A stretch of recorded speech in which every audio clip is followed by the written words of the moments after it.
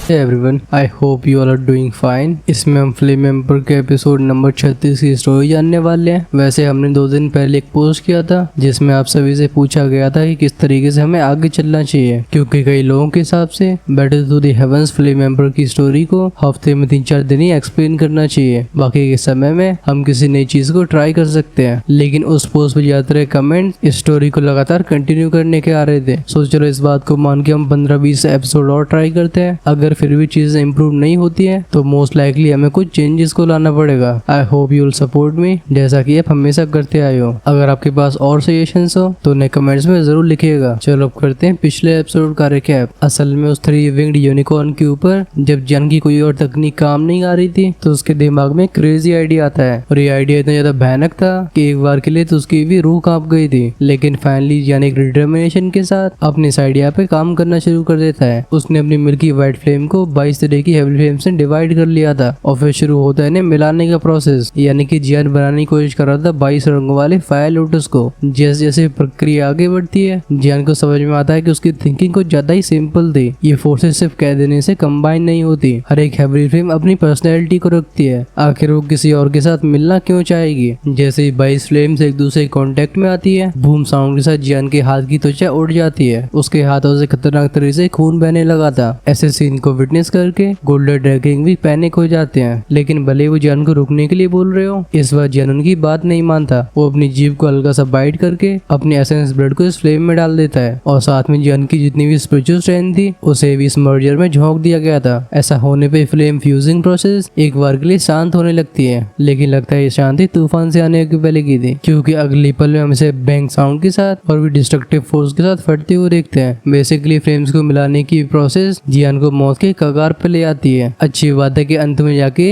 वो फ्लेम मंत्रा की हेल्प लेता है। जब उस 3 विंग्ड यूनिकॉर्न को लग रहा था कि जियान फेल हो जाएगा, अगले पल में उसकी आंखें श्रिंक हो गई थी, क्योंकि धीरे धीरे करके जियान की हथेली के ऊपर एक छोटा सा 22 रंगों वाला सीड फ्लोट कर रहा था। क्योंकि जियान ने इस टेक्निक को पहली बार ट्राई किया होता है, ये इसके पूरे नियंत्रण में नहीं होती। इस वजह से इसे निर्वाणा लोटस नाम देके जियान तुरंत ही यूनिकॉर्न के ऊपर लॉन्च कर देता है। और फिर आगे जो होता है उसके बारे में अगर अच्छे से जानना हो तो देख सकते हो पिछले एपिसोड को। ये कहना गलत नहीं होगा कि जियान की अब तक की सबसे पावरफुल टेक्निक थी, और इसने जिस लेवल का डिस्ट्रक्शन क्रिएट किया होता है उसकी आप बिना पिछले एपिसोड को देखे कल्पना भी नहीं कर सकते हो। हालांकि अंत में जाके उस घोड़े की जान तो बच गई थी, लेकिन अब उसकी जान से फाइट करने की हिम्मत नहीं रह जाती। वो अपनी बची हुई स्ट्रेंथ का इस्तेमाल करके इस जगह से तुरंत ही रफू चक्कर हो जाता है। जियान भी चोटिल अवस्था में उसका पीछा नहीं कर पाता। हम इस एपिसोड में जानने वाले उस गिफ्ट के बारे में जिसे जियान ने वो सिटी के लिए छोड़ा था। तो वीडियो को बिल्कुल एंड तक देखना। जियान अपनी बॉडी की इंजरीज को एडजस्ट करके अपने फोकस को शिफ्ट करता है सोल क्लोन की, जिसे उसने म्यूरे के ग्रुप के साथ भेजा हुआ था, और रफोर्ड जो कि अभी तक व्यू सिटी में पहुंच चुका होता है। हमारे सामने का नजारा बदलता है। ये जगह वो सिटी के अंदर एक कम रोशनी के कमरे की होती है। वो हुआन एक कुर्सी पे बैठा हुआ था। इसे एक काले रंग का बंदा सपोर्ट कर रहा होता है। वो हुआन के दूसरी तरफ एक भारी भरकम सा फिगर खड़ा होता है। अगर यू यहाँ पे होते तो वे इस इंसान को तुरंत ही पहचान लेते, क्योंकि ये वू चेंग यानी कि वो सिटी का सिटी लॉर्ड होता है। ये एक पावरफुल 5 स्टार दोदी एक्सपर्ट है। इनसे थोड़ी सी दूर पे म्यूलर का ग्रुप होता है, और जो बाकी के लोग थे उन्होंने काले रंग की रोब्स को पहन के रखा था। इस वजह से इनके चेहरों को देख पाना पॉसिबल नहीं होता। बस बात ऐसी होती कि इन सभी लोगों की वजह से एटमॉस्फेयर काफी ज्यादा ऑप्रेसिव होता है। इन सभी पावरफुल एक्सपर्ट्स के सामने हम नीचे एक चेन से बने फिगर को देखते हैं। ये जियान था। मेरे हाथ कब करता है उस बंदे की तरफ जिसने ग्रे कलर के कपड़े पहन के रखे थे। ये सिर्फ वचंग का सिटी लॉर्ड नहीं होता, बल्कि उस पावरफुल मिस्टीरियस फोर्स से कनेक्शन भी रखता है। मेरे कहता है सिटी लॉर्ड, जब मैं जियान को कैप्चर करके यहाँ पे वापस लेके आया था तब आप सिटी में मौजूद नहीं थे। हमने इसे यहाँ पे इसलिए बंदी बना के रखा है जिससे आप खुद इससे डील कर सको। वो सिटी लॉर्ड कहता है तुमने अच्छा काम किया। मैंने सुना है उस लो रियल में उस रेस की पूरी ब्लड लाइन साफ हो चुकी है। इसकी बस एक ही एक्सप्लेनेशन है। लगता है उस पूरे क्लैन को खत्म कर दिया गया है। अंग्रेजी में बोले तो क्लैन अनाइलेशन। फाइनली इस बंदे की नजरें जाती हैं जियान के ऊपर। वो पूछता है मुझे जिस तरीके की जानकारी मिली है उस लोअर वर्ल्ड से यहाँ तक पहुँचने वाले बस तुम अकेले ही हो। तो फिर मुझे बताओ कि इस लोअर वर्ल्ड में सोल क्लैन कैसे डिसअपियर हुआ। यहाँ पे वो हन क्लैन के बारे में पूछ रहा है। जियान जिसे कई चेन्स ने जकड़ के रखा था, ये सुन के वो अपनी भौं से कोटता है। वो कहता है हन क्लैन कैसे डिसअपियर हुआ। ऑफ कोर्स मैंने उन सभी को काम तमाम कर दिया। जियान की बोलने की ऐसी कैजुअल टोन को सुन के वो हुआन और बाकियों की चिल फैल जाती है। फिर ये सभी किलिंग इंटेंट के साथ जियान को घूरने लगते हैं। एक काले कपड़ों वाला बंदा जियान को देख के गुर्रा के बोलता है, लड़के तुमने लोअर वर्ल्ड में हमारे सोल क्लैन की सारी होप्स को डिस्ट्रॉय कर दिया है। इस दोदी कॉन्टिनेंट का सोल क्लैन भी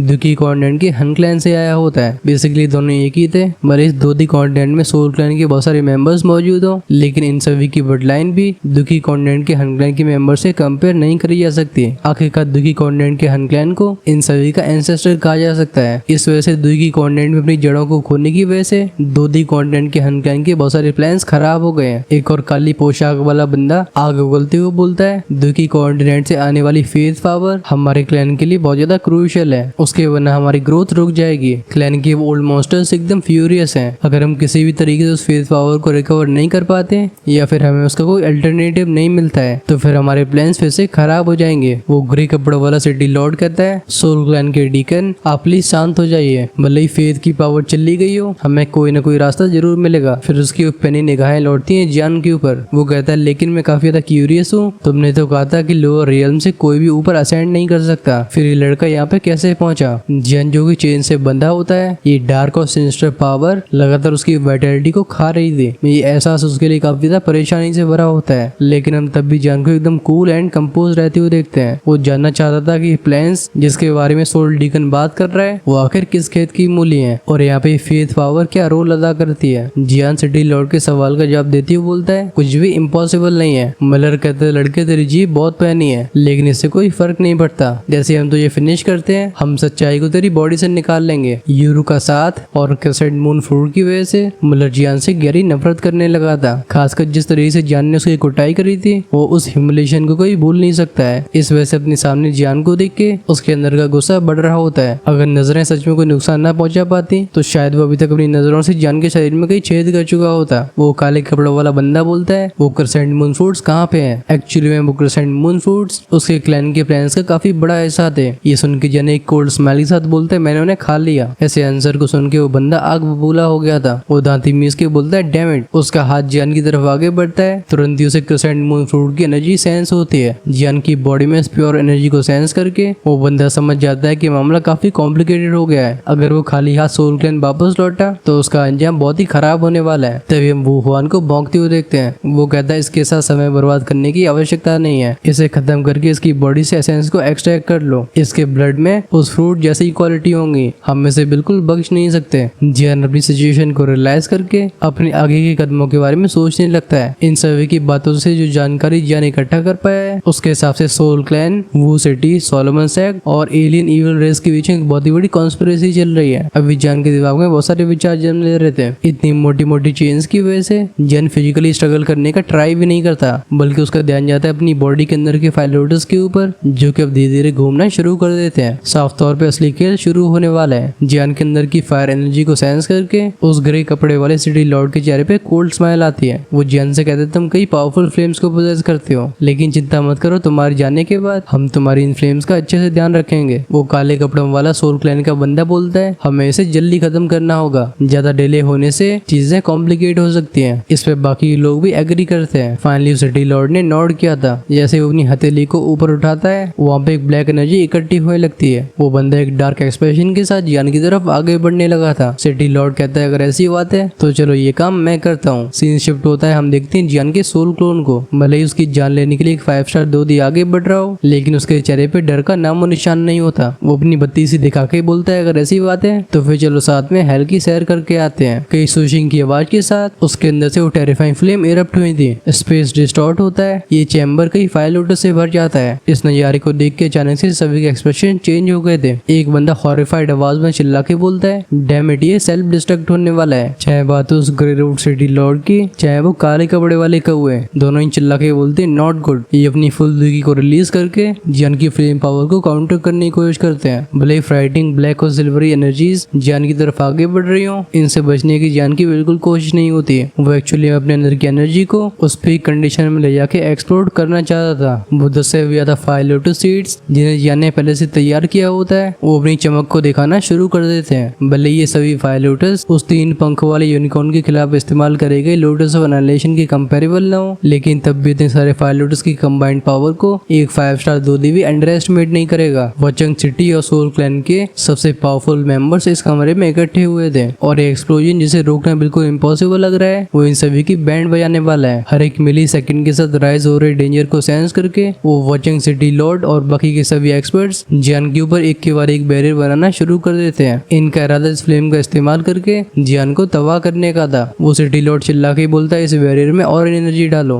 वो सोल क्लैन का डीकन जो कि इस कंफ्यूजन में फंसा होता है कि इन सोल चेन से बनने के बाद भी जियान इस डेवास्टेटिंग पावर का इस्तेमाल कैसे कर पा रहा है। लगता है अचानक से उसके दिमाग में कोई बात क्लिक करती है। वो खुद से बड़बड़ाते हुए बोलता है एक सोल अवतार। वो इस फ्लेम को दबानी चाहे कितनी भी कोशिश कर रहे हो, अब इस एक्सप्लोजन का रुक पाना नामुमकिन होता है। इस बंदे के अलावा और लोगों को ये पता नहीं होता कि जिसे वो फ्लेम से फंसा के खत्म करने की कोशिश कर रहे हैं वो एक्चुअली में जियान का बस एक सोल अवतार है। जियान ने कैप्चर होने से पहले जियान ने इन फायर सीड्स को अपनी सोल कोल में इस तरीके छिपाया होता है कि इन सही पावरफुल एक्सपर्ट्स को इस बड़ी एक्टिविटी से पहले कोई परेशानी सेंस नहीं होती। ये वचंग और म्यू फैमिली के लिए जियान का गिफ्ट था। एक आखिरी ईरी स्माइल के साथ हम जियान की बॉडी को किसी ग्लास की तरह अपने आप ही शैटर होते हुए देखते हैं। बैरियर के अंदर हुई इस एक्सप्लोजन की फोर्सेस को वुचंग सिटी लॉर्ड, मिरे और हॉल ऑफ सोल के एक्सपर्ट्स के कंबाइंड स्ट्रेंथ ने अब्सॉर्ब कर लिया होता है। लेकिन इससे पहले ये सभी रात की सांस ले पाते, इन सभी खोपड़ी के ऊपर से मौत गुजरती है। जिस जगह पे जियान एक्सप्लोड हुआ था वहाँ पे भी बहुत सारे फायर लोटस इकट्ठे हो चुके होते हैं। फिर बूम बूम बूम की आवाज के साथ एक के बाद एक फायर लोटस सीड फट जाते हैं। ऑलमोस्ट इंस्टेंटली चैम्बर एकदम एक्सप्लोजन से भर गया था। क्योंकि स्पेस खुला नहीं होता, ये एनालिशन पावर और भी ज्यादा डरावनी हो जाती है। अंत में जाके डिस्ट्रक्टिव फोर्स इतनी ज्यादा हैवी हो गई थी कि इस चैम्बर की मोटी मोटी दीवारें भी इसे मिलके भी संभाल नहीं पाती। एक अर्थ शैटरिंग बूम की आवाज के साथ वो सिटी में एक बहुत ही मैसिव एक्सप्लोजन फैलता है। मिट्टी और दीवारों के बड़े बड़े हिस्से सिटी की हर डायरेक्शन की तरफ शूट हो जाते हैं। पॉइंट ऑफ एक्सप्लोजन की 10-20-50 किलोमीटर का एरिया पूरी तरीके से जल के राख हो गया था। जमीन से बस जलने की स्मेल बाहर आती है। सीन शिफ्ट हुआ था, हम देखते हैं जियान की रियल बॉडी को जो कि दूर मैजिकल बीस्ट माउंटेन से मौजूद होती है। भले ही पफ की आवाज के साथ वो खून फेंक रहा हो, तब भी उसके चेहरे से डरावनी स्माइल गई नहीं थी। कई बार खांसने के बाद जियान अपने मुंह से खून को पहुंचता है। वो एक सैटिस्फाइड स्माइल के साथ बोलता है ठीक है, इससे इन्हें मुझे छेड़ने का परिणाम मालूम पड़ गया होगा। उस वो सिटी लॉर्ड ने लगातार जियान के ऊपर सारे ब्लेम शिफ्ट किए थे और क्योंकि जियान दोषी बन ही चुका था तो फिर कीमत चुकाने के बाद उन जुर्मों को करने का क्या नुकसान। ऑफ कोर्स इस समय जियान की सोल काफी ज्यादा तनाव में होती है क्योंकि हॉल ऑफ सोल के मेंबर्स और म्यू फैमिली के एल्डर्स ने उसके सोल क्लोन को काफी अजीब तरीके से सील किया होता है। इस सोल क्लोन के एक्सप्लोजन की वजह से जियान को चोट पहुंची है। इससे रिकवर होने में जियान को काफी समय लग जाएगा। सीन वापस से दिखाया जाता है उस एक्सप्लोजन का। उन फायर लोटस से बना हुआ टेरिफाइंग स्टॉर्म एक मैसिव फायर एनर्जी बीम में ट्रांसफॉर्म होके अपने आप को आसमान से जोड़ लेता है। ऐसा लगता है उस जगह के बीचा बीच में कोई चीज एग्जिस्ट नहीं करने वाली। इस जगह से काफी दूरी पे यूयू और यूरू की टोली मैजिकल बीस्ट माउंटेन रेंज की उस जगह पे पहुंच गई थी जहाँ पे जियान का निर्वाणा लोटस फटा था। लेकिन किसी को वहाँ पे जियान का नामो निशान नहीं मिलता। तभी पीछे से इन सभी को एक शॉक वेव फील होती है। इनका ध्यान जाता है वॉशिंग सिटी की तरफ। इससे पहचान की यूयू का मुंह डब्बे की तरह खुला रह जाता है। उनके बगल में खड़े यूरू ने इस समय अपने मुंह को अपने हाथ से ढक लिया था। वो इस फैमिलियर फ्लक्चुएशन को पहचान रही थी। यूरू कहती है ये फ्लेम ये जियान की है। आखिरकार रूइंस के अंदर उसने जियान के साथ साथ कई बार फाइट करी थी। इस वजह से वो इन फ्लेम्स को पहचानने में गलती नहीं कर सकती। यू फैमिली के थर्ड एल्डर अपने आप को हंसने से रोक नहीं पाते। वो कहते हैं लगता है उस लड़के ने वचंग सिटी को काफी बड़ा गिफ्ट दिया है। भले ही तीनों लोग उस फ्लेम एक्सप्लोजन से काफी दूरी पे हो, तब भी वो उस फ्राइटनिंग स्टॉर्म के अंदर की टेरिफाइंग डिस्ट्रक्टिव स्ट्रेंथ को सेंस कर पा रहे थे। साफ तौर पे इस आग से बने तूफान से बाहर आने वाली हीट वेव्स वचंग सिटी को बहुत नुकसान पहुंचाने वाली है। सीन फिर से चेंज होता है। ये जगह थी एल्केमिस्ट एसोसिएशन की। प्रेसिडेंट बाइसू भी स्माइल के साथ बोलते हैं इस लड़के के पास सच में सांस की कमी नहीं है। शॉर्लिंग कॉन्टिनेंट के इस रीजन में वो सिटी की दादागिरी काफी लंबे समय से चल रही थी। अब तक इन्हें कोई चैलेंज नहीं कर पाया, लेकिन लगता है आज ये चीज बदल गई है। भले एल्केमिस्ट एसोसिएशन की पहुंच की वजह से वो सिटी उनसे पंगा न लेती हो, तब भी ऐसी बात नहीं होती कि एल्केमिस्ट एसोसिएशन वो सिटी को इग्नोर मार सके। प्रेसिडेंट बाइसू के बगल में वाइस प्रेसिडेंट बाइरू भी खड़े होते हैं। वो कुछ समय तक सोचने के बाद बोलते हैं जियान सच में गट्स रखता है। बाइसू नोट करते हैं। वो कहते हैं वो सिटी को सबक सिखाने का अच्छा तरीका है। ये काफी समय से अपने गवर्नमेंट को संभाल नहीं पा रहे हैं। इस बात को वाइस प्रेसिडेंट बाइरो भी डिनाई नहीं करते हैं, लेकिन वो कहते हैं क्योंकि जियान ने वो सिटी के लिए इतनी बड़ी परेशानी खड़ी कर दी है, अब उसके और वो सिटी के बीच में एक लाइफ और डेथ सिचुएशन बन चुकी है। इस पे प्रेसिडेंट बाइसू हंसने लगते हैं। वो कहते हैं तुम इस बात को बोलो मत कि जॉन सॉन्टियन का इन्वॉय यहाँ पे पहुंचने वाला होगा, और जिस तरीके का वो सिटी में डेवास्टेशन हुआ है, इन नुकसानों से उबरने में वो सिटी को काफी लंबा समय लगने वाला है। वो इस समय के दौरान जियान के लिए परेशानी खड़ी नहीं कर पाएंगे। कुछ और समय के बाद वो सिटी की वो फ्लेम शांत हो गई थी, लेकिन एक समय पे मेजेस्टिक दिखने वाली वो सिटी इस समय खंडर में बदल चुकी होती है। इसके ज्यादातर स्ट्रक्चर्स एक्सप्लोजन की वजह से ऑब्लिटरेट हो चुके होते हैं। जब हमारा ध्यान जाता है म्यूलर के ऊपर, इस समय उसके आधे शरीर की हालत इतनी खराब थी कि एक तरफ से हड्डियों के अंदर से उसकी ऑर्गन्स को भी देखा जा सकता था, और उसकी एक आर्म तो पूरी तरह से गायब गायब हो चुकी थी। वहीं पे अगर बात करिए वो हुआन की,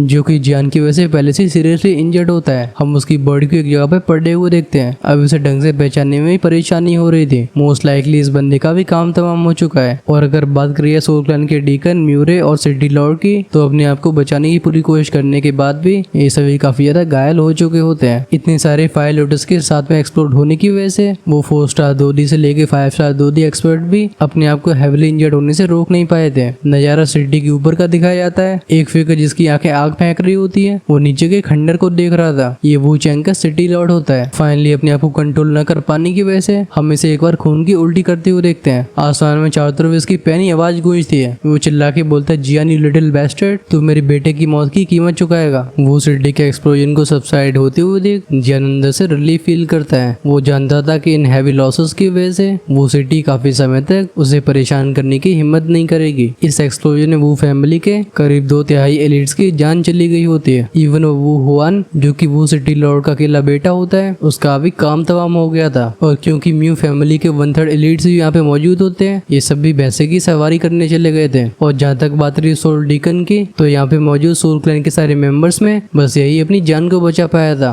और वो भी इसलिए हुआ होता है क्योंकि इसने अपने बाकी साथियों के शरीरों को अपने सामने एक डाल की तरह इस्तेमाल किया था। वो सिटी लॉर्ड सामने की हवाओं को पकड़ने की कोशिश करता है। वो फ्यूरियस आवाज में चिल्ला के बोलता है, डैम इट, आखिर इसकी ऐसी हिम्मत कैसे हुई। जब वो अपने हाथ को खोलता है, हम उसकी हथेली के ऊपर एक एनर्जी की छोटी सी विस्क को देख सकते हैं। ये वो हुआन की टूटी हुई सोल थी। ये उस दिए की ज्योति की तरह लग रही होती है, जो कि काफी जल्दी बुझने वाली हो। इस सिटी लॉर्ड के चेहरे के एक्सप्रेशन को देख के सोल डीकन समझ जाता है कि अगर इस मामले को सही से सॉल्व नहीं किया गया तो वो सिटी से आने वाली सपोर्ट कम हो जाएगी। वो कहते सिटी लॉर्ड, वो हुआन के लिए अभी उम्मीद बची हुई है। हमारे सोल क्लैन के पास ऐसा मेथड है जिसमें पावरफुल एक्सपर्ट्स की सोल्स का इस्तेमाल करके किसी की सोल को रिकंस्ट्रक्ट किया जाता है। इस तरीके से आपके पास भी वो हुआन को रिवाइव करने के चांसेस बचे हैं। इस जानकारी को सुन के वो सिटी लॉर्ड की आंखें चमकने लगी थी। वो कहता, क्या ये सच है? भले ही वो भी सोल क्लैन से काफी सतर्कता बरत रहा हो, तब भी दोनों काफी समय से एक दूसरे के एलाइज बने हुए हैं। दोनों फैक्शंस के बीच में इंफॉर्मेशन शेयर रोज होती थी। वो सोल डीकन कॉन्फिडेंट स्माइल के साथ कहता है, आप बिल्कुल चिंता मत करो, हमारे सोल क्लैन के पास आपको धोखा देने की कोई वजह नहीं है। कुछ केयरफुल कंसिडरेशन के बाद वो सिटी लॉर्ड नॉड करता है। वो हुआन उसका इकलौता बेटा होता है। भले ही उसके अंदर कुछ छोटी मोटी कमियां बाकी हो, लेकिन तभी फ्यूचर सिटी लॉर्ड की पोजीशन उसके सर के ऊपर आने वाली थी। अगर उसे वो हुआन को रिवाइव करने का और मौका मिलता है तो फिर चाहे भले ही उसे उस मिस्टीरियस सोल क्लैन की और भी हेल्प मांगनी पड़े, तब भी वो पीछे नहीं हटेगा। वो सिटी लॉर्ड कहता है, ठीक है, हमें और क्या करने की जरूरत होगी। ये सुन के सोल डीकन के चेहरे की स्माइल और भी फैल जाती है। बस उसके मुंह से जो शब्द बाहर आए थे उन्हें वो सिटी लॉर्ड ही सुन पाता है। सोल डीकन कहता है, तुम्हें इनफ सोल्स की जरूरत होगी। जब दूसरी तरफ म्यू फैमिली के मेंबर्स इन दोनों को फुसफुसाते हुए देखते हैं, इन सभी के अंदर एक बुरी फीलिंग जागती है। लगता है कुछ बुरा होने वाला है। इस मामले को यहीं पर छोड़ के सीन शिफ्ट हुआ था मैजिकल बीस्ट माउंटेन्स की गहराइयों में। जियान काफी ध्यान से अपनी चोटों के ऊपर लेप लगा रहा होता है। उन 22 हेवली फ्लेम की टेरिफाइंग डिस्ट्रक्टिव पावर को कंबाइन करके उस एनाइलेशन लोटस को फोड़ने के बाद जियान को अपने सोल क्लोन को भी डिस्ट्रॉय करना पड़ा था। इस वजह से पूरी तरीके से थक चुका होता है। अभी उसका चेहरा इस तरीके से पेल था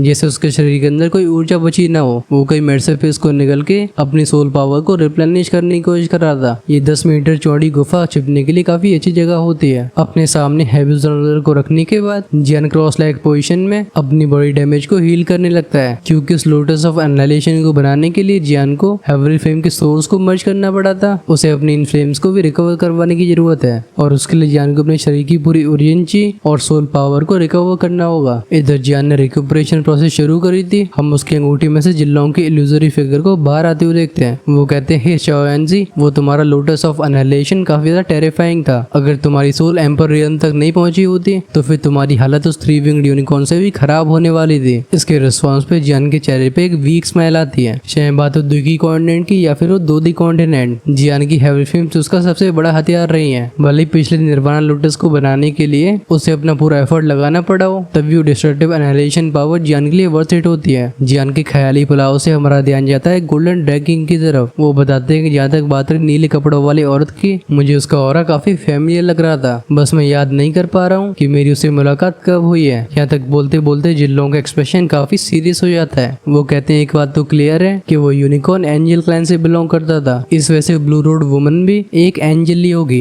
और जिस तरीके से यूनिकॉर्न के 3 पंख थे, उसके हिसाब से उस औरत का स्टेटस एंजल क्लैन में भी काफी हाई होगा। इस पे ये अपनी बाँह उठा के पूछता पूछता है तो फिर इसका मतलब इस चिंगवान की सेफ्टी की चिंता नहीं करनी चाहिए। उसे भी ऐसा ही लग रहा था कि चिंगवान और उस औरत के बीच में कोई न कोई कनेक्शन होगा, बस उसने सोचा नहीं होता कि वो चिंगवान भी सेम एंजल रेस ही होगी। आखिरकार जियान के पास एंजल रेस की बहुत कम जानकारी होती है। गोल्डन ड्रैगन स्माइल के साथ बोलते हैं तो तुम्हें एंजल क्लैन के बारे में कुछ भी नहीं पता। हाँ, अगर ऐसी बात है तो तुम्हारे डाउट्स को मैं क्लियर करता हूँ। एंजल क्लैन में हायरार्की उनके पंखों से डिफाइन होती है। एक एंजल जिसके पास एक पंख होता है उसे हाफ एंजल कहा जाता है और 12 पंखों वाले डीटीज होती हैं। बेसिकली डीटीज का मतलब होता है जिस तरीके से हम अपने देवी देवताओं को पूजते हैं। और इस हायरार्की के अलावा भी इनका स्टेटस इनके पंखों के रंग पर भी डिपेंड करता है। हरे पंखों वाली एंजल्स होती है गार्डियंस, वहीं पे लाल पंखों वाले एंजल्स इन्फोर्सर्स होते हैं। और अगर बात करें व्हाइट विंग्ड एंजल्स की तो वो हीलिंग फैक्शन को बिलोंग करती है। कहा जाता है कि इनके पास सबसे अच्छा रिकवरी मैजिक होता है, लेकिन इसके जस्ट अपोजिट इनकी कॉम्बैट स्ट्रेंथ बहुत ही कम होती है। तभी जियान को चिंगवान के पर्पल विंग्स याद आते हैं। जब उसके वो सफेद पंख पर्पल में ट्रांसफॉर्म हुए थे, जियान सेंस कर पाता है कि इनका सिर्फ रंग नहीं बदला है बल्कि उस समय चिंगवान अंदर से पूरी तरह से ट्रांसफॉर्म हो चुकी है। जियान पूछता है तो फिर चिंगवान के पर्पल विंग्स के बारे में क्या। जिनलोंग बताते हैं पर्पल विंग्ड एंजल्स अपनी रेस में सबसे ज्यादा नोबल मानी जाती हैं। इनके पास एक्स्ट्राऑर्डिनरी ब्लड लाइन होती है। इनकी हीलिंग कैपेबिलिटीज इतनी ज्यादा खतरनाक होती है कि किसी मरे हुए को भी जिंदा कर सकती है। ऑफ कोर्स यहाँ पे जिनलोंग ट्रू रिजरेक्शन मैजिक के बारे में बात कर रहे थे। वो बताते हैं कि इन्हें ज्यादातर आर्च एंगल्स बोला जाता है, लेकिन इन्हें कभी कभी डिवाइन एनवॉइस भी कहा गया है। इन दोनों शब्दों को सुनकर न जाने क्यों लेकिन जियान की धड़कनें बढ़ गई थी। वो अपनी आंखें नैरो करके बोलता है इसका मतलब चिंगवान एक डिवाइन एनवॉय है। सिर्फ ये दो शब्दों का टाइटल ही जियान को एक हैवी प्रेशर फील करवा रहा होता है। वो समझ नहीं पाता कि छोटी सी चिंगचन सिटी में आखिर ऐसा पोटेंशियल कैसे मौजूद हो सकता है। अगर बात करी जाए रिजरेक्शन मैजिक की तो ये सच में शॉकिंग चीज होती है। जब भी कोई इंसान मरता है अगर उसकी सोल ना बची हो तो फिर फिजिकल बॉडी को कंस्ट्रक्ट करने के बाद भी उसे जिंदा नहीं किया जा सकता। वही भी रिजरेक्शन मैजिक इसके बियॉन्ड होता है। ये किसी बिखरी हुई सोल को ही वापस ला सकता है। गोल्डन ड्रैगन की पूरी एक्सप्लेनेशन को सुनने के बाद ही जियान इस बात को समझ पाया था कि आखिर एंजल रेस 2D कंटेंट की हमेशा पिनिकल पे क्यों रही है। जियान के चेहरे के स्टर्न एक्सप्रेशन को देख के जिनलोंग की बोलने की टोन काफी नॉर्मल हो जाती है। वो कहते हैं इन मामलों के बारे में तुम्हें अभी चिंता करने की जरूरत नहीं है। तुम्हारी कल्टिवेशन के साथ साथ तुम्हारा एक्सपीरियंस भी बढ़ता जाएगा। अभी तुम्हें अपनी स्ट्रेंथ पे फोकस करना चाहिए। चलो अब तुम उन स्कोर्स को देखो जिन्हें तुमने रियून से हासिल किया है। मास्टर गोल्डन ड्रैगन की बात को सुन के जियान फिर से अपनी होशो हवास में आ जाता है। उसकी सरप्राइज से भरी आंखें देखती हैं गोल्डन ड्रैगन को। अगर गोल्डन ड्रैगन ने उसे याद न दिलाया होता तो शायद वो उन स्क्रोल्स के बारे में भूल गया होता जिन्हें उसने एम्पर रियून्स में से हासिल किया था। एक स्क्रोल से गार्डियन को हराने के बाद मिला होता है और दूसरे स्क्रोल को उसने उस रियून्स के ओनर के हाथ में से छीना था। शुरुआत में तो एम्पर की बोन्स की हार्डनेस की वजह से जियान की खोपड़ी जलना गई होती है, लेकिन शुजुई की होली फ्लेम की हेल्प से वो फाइनली स्क्रोल को बाहर निकाल पाया। उसके बारे में सोच के जियान अपनी आंखें बंद कर लेता है। उसका टारगेट था वो वाला स्क्रोल जिसे उसने गार्डियन से हासिल किया था। अगले पल हम जियान की बॉडी में से एक इनविजिबल एनर्जी वेव को फैलते हुए देखते हैं। उसके दिमाग में आती है वो सारी जानकारियां जो कि स्किल को सीखने के लिए चाहिए होती हैं। टेक्निक का नाम होता है सीक्रेट टेक्निक। ये एक इमोर्टल रैंक की क्लोन टेक्निक थी और इसका लेवल इंटरमीडिएट लेवल का होता है। ये टेक्निक एक सोल इम्प्रिंट का इस्तेमाल करके एक अपने शरीर जैसे देखने वाली सोल क्लोन को तैयार करने में हेल्प करती थी। ये क्लोन प्रैक्टिशनर के कंट्रोल में होता है, लेकिन सबसे ज्यादा सरप्राइजिंग बात ये होती है कि अगर ये क्लोन तबाह भी हो जाता है तब भी इसे इस्तेमाल करने वाले को नुकसान नहीं पहुंचेगा। इसे देख के जियान की आंखें बल्ब की तरह जलने लगती हैं। सिर्फ इस थोड़ी सी जानकारी को जानने के बाद ही जियान समझ गया था कि टेक्निक कितनी ज्यादा शानदार है। ये क्लोन टेक्निक कोई ऑर्डिनरी टेक्निक नहीं होती, बल्कि गोल्डन ड्रैगन ने जिस क्लोन टेक्निक को जियान को दिया था ये उससे कंपेरेबल है। एक तरीके से देखा जाए तो एम्पर रियम का सोल अवतार भले ही जियान जितनी स्ट्रेंथ को पोजेस करता हो, लेकिन इसके कुछ नुकसान भी है। अगर ये अवतार डिस्ट्रॉय हो जाता है तो इसकी बैकलैश का सामना जियान को करना पड़ेगा। ये बैकलैश जियान को सीरियसली इंजर्ड करने के अलावा उसकी जान भी ले सकती है। और अगर बात करिए 3000 लाइटिंग इल्यूजरी बॉडी की तो इसे एक ट्रू क्लोन नहीं कहा जा सकता। जियान क्यूरियस आवाज में कहता है मास्टर क्या फाइटिंग टेक्निक्स की भी अलग अलग कैटेगरीज होती है। लगता है जियान के इन शब्दों को सुन के गोल्डन ड्रैगन के अंदर का टीचर जाग गया था। वो स्माइल के साथ बोलते हाँ, फाइटिंग स्किल्स को 6 तरीके से कैटेगराइज किया गया है। ये होती है flying type, body type, secret type, attacking type, defensive type और सीलिंग टाइप। फ्लाइंग स्किल्स जैसा कि इसका नाम है ये कल्टिवेटर की उड़ने में हेल्प करती है। एंशिएंट टाइम में प्रैक्टिशनर्स मैजिकल व्हील्स के विंग्स को फाइटिंग स्किल्स के अंदर सील कर दिया करते थे, लेकिन अगर अभी के 2D कंटेंट की बात करी जाए तो फिर 2 वांग लेवल के एक्सपर्ट के लिए उड़ना काफी ज्यादा आसान होता है। इस वजह से वैसी स्किल्स की जरूरत नहीं पड़ती। वहीं पर अगर बात करी जाए बॉडी स्किल्स की तो जैसा कि तुम 3000 थंडर टेक्निक को प्रैक्टिस करते हो, ये तुम्हारी स्पीड और मूवमेंट्स को तेज करने में हेल्प करती है। Strong cultivators high highest level की बॉडी टेक्निक्स को प्रैक्टिस करने की कोशिश करते हैं, जिससे वो हजारों माइल्स की दूरी को बस एक ही सेकंड में तय कर पाए। सीक्रेट टेक्निक्स वो होती हैं जो कि टेम्परेरी यूजर की स्ट्रेंथ को बढ़ा सकती हैं। वैसे इनके और भी कई इफेक्ट्स होते हैं। ये तुम्हारी स्काईफाई 3 मिस्टीरियस चेंज और उस क्लोन टेक्निक के जैसी होती है जिसे तुमने अभी हासिल किया है। वो अटैकिंग टेक्निक से खतरनाक लेवल की ऑफेंसिव पावर को हासिल किया जा सकता है। इनका एक उदाहरण तुम्हारा लोटस ऑफ एनाइलेशन है, जो कि कई फ्लेम से मिलकर बना है। और वहीं पे बात करिए डिफेंसिव स्किल की, तो इन्हें लोग अपने आप को सुरक्षित रखने के लिए इस्तेमाल करते हैं। डिफेंसिव टेक्निक का टियर जितना ज्यादा हाई होगा, इन्हें अच्छे से मास्टर करने से अपने आप को उतना ही प्रोटेक्ट किया जा सकता है। आखिरी में आती है सीलिंग टेक्निक्स। ये उसी टेक्निक जैसी होती है जिसका इस्तेमाल करके म्यू फैमिली के एल्डर्स ने तुम्हें सील किया था। इनका यूज एक एरिया को सील करने में होता है। अगर कोई सीलिंग टेक्निक के अंदर फंस जाता है तो उस स्पेस के अंदर उसकी फिजिकल और सोल बेस्ड टेक्निक बेकार हो जाती है। जिन लोगों की पूरी एक्सप्लेनेशन को सुनने के बाद जियान के चेहरे पे स्माइल आ गई होती है। वो काफी इम्प्रेस था। वो कहता है इनके इतने सारे टाइप्स होते हैं, मुझे इसके बारे में पहले पता नहीं था। गोल्डन ड्रैगन जियान को सजेस्ट करते हुए बोलते हैं क्योंकि अब तुम इनके बारे में जान गए हो तो क्यों ना तुम्हें सोल टेक्निक को ट्राई करो। नोट करने के बाद जियान अपनी उर्जेंसी और सोल पावर को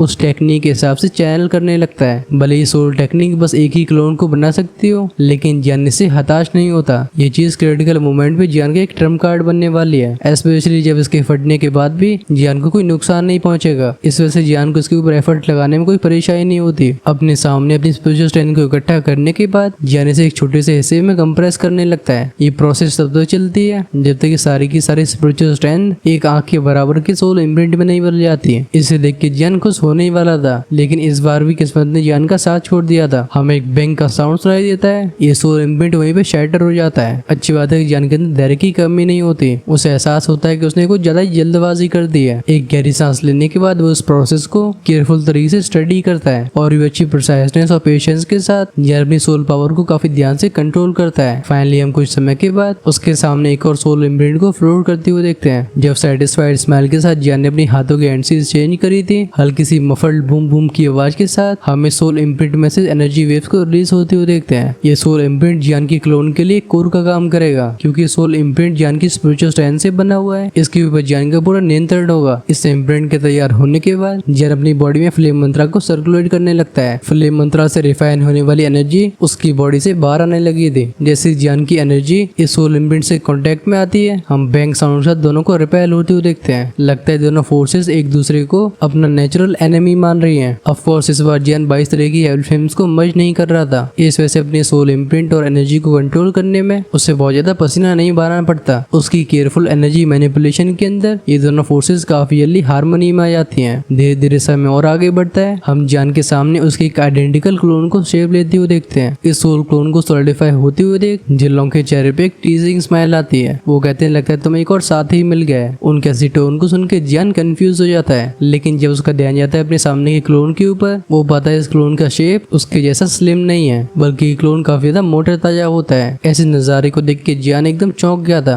भले इस क्लोन टेक्निक को जियान सेकंड टाइम ही अटेम्प्ट कर रहा हो, लेकिन ऐसे ड्रामेटिक चेंज को उसने भी एक्सपेक्ट नहीं किया था। अपने ऐसे गुलू मुलू क्लोन को देख के जियान को समझ में नहीं आता कि वो हंसे या फिर रोए। खैर कोई बात नहीं, तब तक हम जियान को इसके बारे में डिसाइड करने देते हैं। नेक्स्ट एपिसोड में हम स्पाइन रैलिक की सीक्रेट के बारे में जान रहे होंगे। बेसिकली चीजें अब इंटरेस्टिंग होने वाली है, सो आप वीडियो को बिल्कुल मिस नहीं कर सकते हो। ये एक्सप्लेनेशन आपको कैसी लगी है कमेंट्स में तुरंत ही लिख के बताओ। अगर चाहते हो कि ऐसे ऑसम कंटेंट आपके पास लगातार पहुंचता रहे तो चैनल को सब्सक्राइब करके बेल आइकन के बटन को ऑन करके रखना। हमारे इमोर्टल गॉड्स या फिर उससे ऊपर वाले मेंबर्स के लिए 2 एपिसोड आगे आना शुरू हो गए हैं, यानी कि वो स्टोरी में 2 एपिसोड आगे रहेंगे। अगर आप भी अर्ली एक्सेस के ऐसे फीचर का फायदा उठाना चाहते हो तो अभी हेल गार्डन की मेंबरशिप को चेकआउट कर सकते हो। ज्वाइन का बटन मिलेगा चैनल के होम पेज पे। इसी नोट के साथ हम करते हैं वीडियो को यहीं पे फिनिश। जाते जाते लाइक छोड़ना मत भूलना। Until then take care, peace out.